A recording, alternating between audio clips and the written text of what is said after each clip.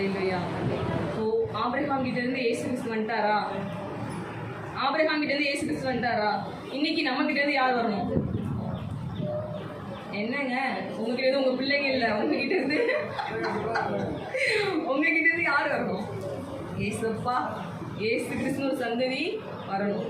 எப்படின்னா ஆவினால் நம்ம வந்து ஜெனிப்பிக்கப்பட்டிருக்கோம்.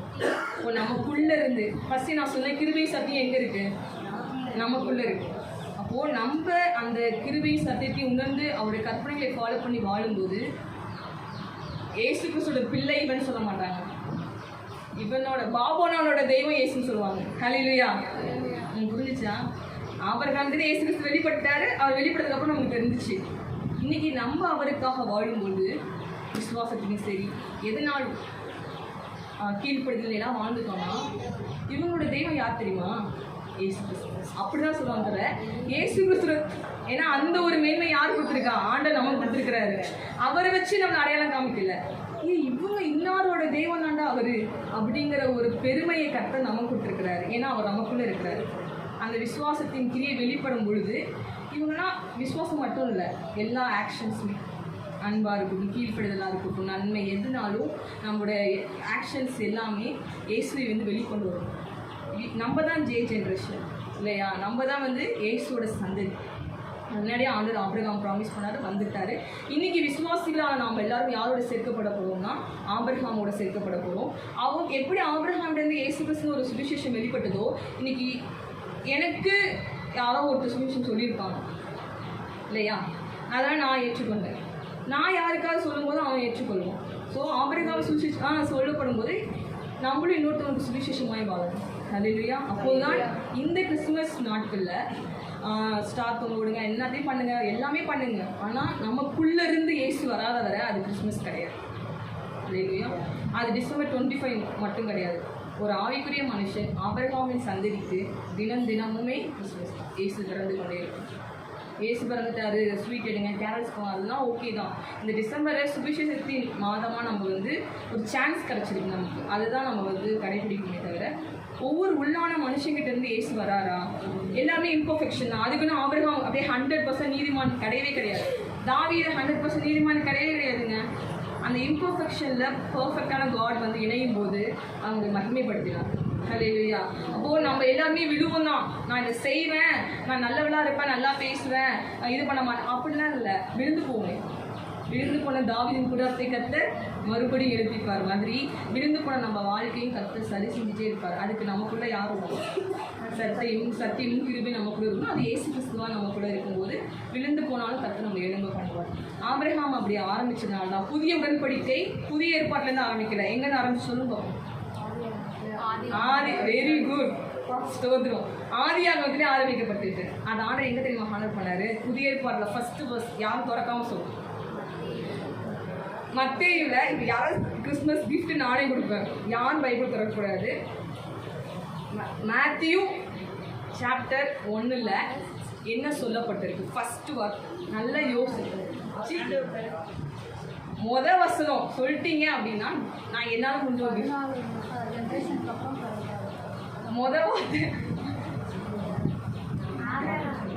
Very good. அவளுக்கு நான் கிஃப்ட் கண்டிப்பாக கொடுப்பேன். பார்த்துட்டியா? சரி, ஓகே, கேட்டு வாசிப்போம். நல்ல வேலை யாருக்கும் கொடுக்காதபடி கர்த்தர் என்னை காத்தாரு. யாராவது சொல்லிடுவாங்கன்னு பயந்துட்டேன். மேத்யூ 1 குமாரனாகிய தாவீதின் குமாரனான இயேசு கிறிஸ்து வம்சம். ஏங்க அவர் இயேசு கிறிஸ்து வம்சவரான்னு சொல்லி ஆரம்பிச்சிருக்காங்கல்ல. ஃபர்ஸ்ட் சாப்டர் ஃபர்ஸ்ட் வர்ஸ் ஆபிரகாமின் குமாரனாகிய ஆதாம் கூட சொல்லியிருந்திருக்கான். நோவா எவ்வளோ பெரிய ஆளு, தேடி உருவாக்கி 120 வருஷமா பேசிட்டே இருந்தார் வாயா. ஆனால் நோவாவோட வம்சம் கூட போடல. இதான் ரொம்ப பிடிச்சிருந்து. ஒரு மனுஷன் விசுவாசமாக வாழ்ந்தா அவன் ஆண்டவர் பக்கத்தில் ஃபர்ஸ்ட் இருக்கான். ஹல்லேலூயா. அதான் விசுவாசத்தை காத்துக்கொள்ளுங்க. உங்கள் விசுவாசம் ஒளிந்து விடாதபடிக்கு அழிந்து விடாதபடிக்கு பிசாசானவன் சோதிப்பான். உபத்திரவம், பொறுமை, பரீட்சை எல்லாத்தையும் நம்ம இருக்கிறவர்களாய் இருக்கணும். பரீட்சைக்கு நில்லாதவர்கள்லாம் விசுவாசத்தை வந்து கடைபிடிக்க முடியாது. டெஸ்ட் வரும், சோதனை வரும். சோதனை சகிக்கிற மனுஷன் வாழ்க்கையவான். ஏன்னா ஏசு என்ன சொன்னார்னா எபிரேயர் 1 2 சாப்டர் சொல்லியிருப்பாரு, சோதனை சகிக்கிற மனுஷன் பாக்கியவான். ஏன்னா நானே சோதிக்கப்பட்டிருக்கேன். அதனால் நான் உதவி செய்ய வல்லவராக இருக்கிறேன் அப்படின்னா. ஸோ விசுவாசிகளுக்கு சோதனை வரும், போராட்டம் வரும், பாடு வரும், எல்லாம் வரும். ஆனால் எல்லாத்துலேயுமே என்னை வந்து ஜெயிக்க வைக்கிறவர் அவருடைய அன்புனாலே நம்ம ஜெயிக்க போகிறோம். அவருடைய கிருபையினாலேயும் சத்தியத்தையும் அறிவு சத்தியம் உங்களை விடுதலையாகும். ஏன் நிற்க முடியல ஒரு விசுவாசத்துலனா உங்களுக்கு சத்தியம் தெரியலைங்க. நம்ம இன்னைக்கு நான் சொல்லிட்டேன் சத்தியம் கிருபை உங்களுக்குள்ளே வாசமாக இருக்குன்னு நான் சொல்லிட்டேன் இல்லையா. ஆனால் அந்த சத்தியம் என்னன்னே தெரியலாமல் எப்படி நிற்பீங்க உள்ள?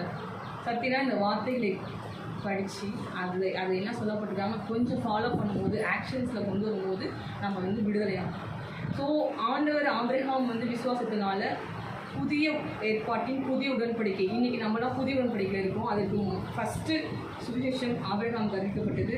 அது திருப்பியுமே சுவிசேஷன் புக்கு தானே, இது காஸ்பிள் புக்கு தானே, இதெல்லாம் மேத்யூ மார்க் புக்குலாம். அதை ஃபஸ்ட்டு யாருக்கு சொன்னாங்களோ அவங்களே கர்த்தர் வந்து ஆண்டவர் பாடல் பண்ணியிருக்கிறாரு.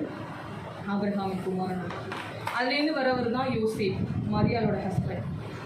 அந்த ஜென்ரேஷன் எது லாஸ்ட்டில் வந்து முன்னாடியே யோசேப். அவர் பார்த்தீங்கன்னா ஞாயிற்றுக்கிழமை நான் என்ன சொன்னேன்னா சின்ன தப்பு பண்ணாலே நம்ம செத்துடணும்.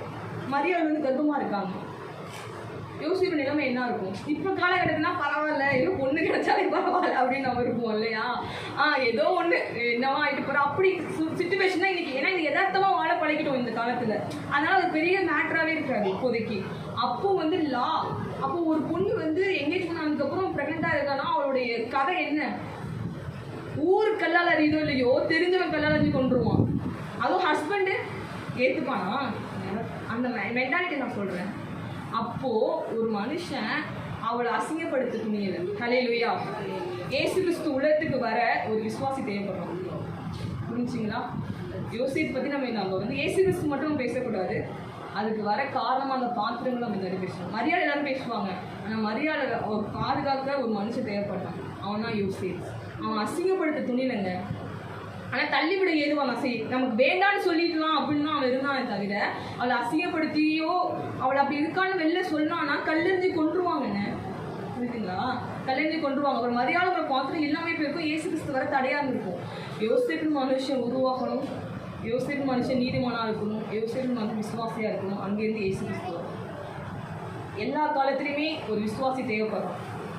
புரியுதுங்களா? அது நியாயப்பிரமாணமாக இருந்தாலும் சரி, கிருபையின் காலமாக இருந்தாலும் சரி, ஆண்டவருக்கு ஒரு விசுவாசி தேவைப்படும். அவங்க கிட்டேருந்து இயேசுவோட சந்ததி வெளிப்படும். அது யோசேப்பு வந்து நீதிமானாக இருந்தான். ஃபஸ்ட்டு நீதிமான் ஆபிரகாம். ஏன்னா அவன் விசுவாசத்தினால நீதிமான் கட்டப்பட்டான். புறஜாதிகள் நம்மளாம் விசுவாசிச்சோன்னா அவனாலே கிறிஸ்துவுக்குள் நாம் நீதிமானாக்கப்பட்டிருக்கிறோம். அப்போது யோசேப்பு அந்த மேத்யூ 1:19 அவள் புருஷனாகிய யோசேப்பு நீதிமானாயிருந்து அவளை அவமானப்படுத்த மனதில்லாமல் ரகசியமாய் தலைவிட யோசனையாக இருந்தான். அவன் இப்படி சிந்தித்துக் கொண்டிருக்கையில் கர்த்தருடைய தூதன் சொப்பனத்தில் அவனுக்கு காணப்பட்டு, தாவீதின் குமாரனாகிய யோசேப்பே, உன் மனைவியாகிய மரியாதை சேர்த்துக்கொள்ள ஐயப்படாதே. அவளிடத்தில் உற்பத்தியாக இருக்கிறது பசுத்தாய் உண்டானது. அவள் ஒரு குமாரனை பெறுவாள். அவளுக்கு இயேசு என்று பெயரிடுவார். ஏனெனில் அவர் தங்கள் ஜனங்களின் பாவம் நீக்கி அவர்களை ரட்சிப்பார் என்றார். அப்புறம் வந்து அவனுக்கு இம்மானுவேல் பெயரிடு அப்படிலாம் வந்துருச்சு. ஸோ இங்கே வந்து காஸ்பிள் வந்து வெளிப்படையாகவே சொல்லப்பட்டாயிற்று. யாருக்குன்னா யோசேப். ஸோ விசுவாசமாய் கூடுமானவர்கள் நம்ம இருக்க வேண்டும். அடுத்தது கலாத்தியர் 3:24-25. கலாத்தியர் 3:24-25. லாஸ்ட்டில் நான் கேள்வி கேட்பேன். கிறிஸ்மஸ் கிஃப்ட் இருக்குது. 3:24-25-26 இவ்விதமாய் வாசிங்க. நியாயப்பிரமாணம் தம்மை கிறிஸ்துவிடத்தில் வழிநடத்துகிற உபாதியாய் இருந்தது. கீழானவர்கள் அல்லவே. நீங்கள் எல்லாரும் கிறிஸ்து இயேசுவை பற்றும் விசுவாசத்தினால் தேவனுடைய புத்திரராய் இருக்கிறீர்கள். ஏனெனில் உங்களில் கிறிஸ்துவுக்குள்ளாக ஞானஸ்நானம் பெற்றவர்கள் எத்தனை பேரும் கிறிஸ்துவை தரித்துக் கொண்டிருக்கிறீர்கள். யூதன் என்றும் கிரேக்கர் என்றும் இல்லை, அடிமை என்றும் சுயாதீனம் என்றும் இல்லை, ஆண் என்றும் பெண் என்றும் இல்லை, நீங்கள் எல்லாரும் கிறிஸ்து இயேசுவுக்குள் ஒன்றாயிருக்கிறீர்கள். அடுத்த வசனம் சேர்ந்து வாசிக்கலாம். நீங்கள் கிறிஸ்துவராயிருக்கிறானால் ஆபிரகாமின் சந்ததியாரும் வாக்குத்தத்தின்படியே சுதந்திரராயும் இருக்கிறீர்கள். ஹல்லேலூயா. ஆபிரகாமின் ஆசீர்வாதங்கள் இந்த அடிமைக்கு கிடைத்தது. ஹல்லேலூயா. அதே ஆசீர்வாதம் இன்னைக்கு உங்களுக்கும் கிடைத்திருக்கு, எனக்கு கிடைத்திருக்குது. நாட் ஒன்லி எர்த்லி பிளெஸிங்ஸ், நித்திய ஜீவன், மீட்பு, பரிசுத்தம், ஞானம், நீதி எல்லாமே இயேசு கிறிஸ்துக்கிட்ட இருந்து இன்றைக்கி நமக்கு வந்தது. நம்ம கிரியையினால் போக போகிறதில்ல. இயேசுக்கு ஒரு கிரியைனாலே இல்லை, கிருபையினால நம்ம போக போகிறோம். இயேசு கிறிஸ்துவை பிடித்து கொண்டு நம்ம வாழும்போது நமக்கு நித்திய ஜீவன் உண்டு. அந்த அப்போது ஏன் வந்து யூதர்கள் இப்போ வந்து இயேசுவை விசுவாசிக்கலன்னா அவங்க ஒரு அடையாளத்தை தேடினாங்க. இயேசு கிறிஸ்து அவங்க இன்னும் நம்பினாங்கன்னு நினைக்கிறீங்களா? யூதர்களுக்கு இயேசு வந்துட்டு போனாரா, மேசியா வந்தாரான்னு அவங்களுக்கு தெரியாது, வரல நினச்சிட்டு இருக்காங்க. ஏன்னா அவங்க ஒரு அடையாளத்தை எதிர்பார்த்துட்டு இருக்காங்க. ஏன்னா அவங்க மாம்சத்தின் படி கிறிஸ்துவானவர்கள் வந்து அந்த விருத்தசேதனை பண்ணப்பட்டவர்கள் தான் கிறிஸ்துவானவர்கள் மாம்சத்தின் படி. அதனால இப்போ நம்மலாம் அவரை ஏற்றுக்கிறது அவங்களுக்கு வந்து வேற விதமாக இருக்கும், வேடிக்கையாக கூட இருக்கலாம். ஏன்னா நம்ம ஆவியில் இருதயத்தில் விருத்தசேதனை பண்ணப்பட்டவர்கள். அதான் ஆண்டவர் சொல்றாரு ரோமர் 3 இதான் முடிக்க போகிறேன், அவ்வளோதான். ரோமர் 3 28-29. ஆதலால் ரோமர் 2:28-29. யூதனான செய்யப்பட்ட விருத்த சேதனமும் விருத்த சேதனம் அல்ல, உள்ளத்திலே யூதனானவனே யூதன், எழுத்தின்படி உண்டாகாமல் செய்தன். இப்படிப்பட்ட புகழ்ச்சி மனுஷராலே அல்ல தேவனாலே உண்டாயிருக்கு. ஆனால் நம்மளும் யாரு? உள்ளத்திலே யூதன்.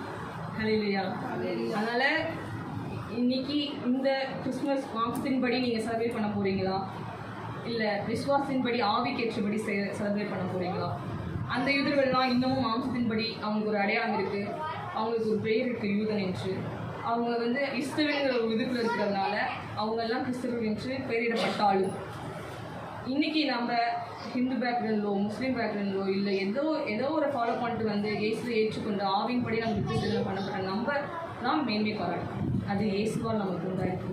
அதனால இன்னைக்கு கூட அவங்க மட்டும் மாம்சத்தில் இன்னைக்கு நிறைய கிறிஸ்தவர்கள் பேரில் வெளிப்பிரகாரமாக என் பேர் இது, நான் பேர்த் கிறிஸ்டின்னு, நான் வந்து இந்த சபைக்கு போகிறவங்க அப்படின்னு சொல்லி மாம்சத்தின் வெளிப்பிரகாரமாக கிறிஸ்தவர்களாக இருந்துட்டு இருக்காங்க. அவங்களெல்லாம் கிறிஸ்தவர்கள் இல்லை, அவங்கெல்லாம் விசுவாசிகள் இல்லை.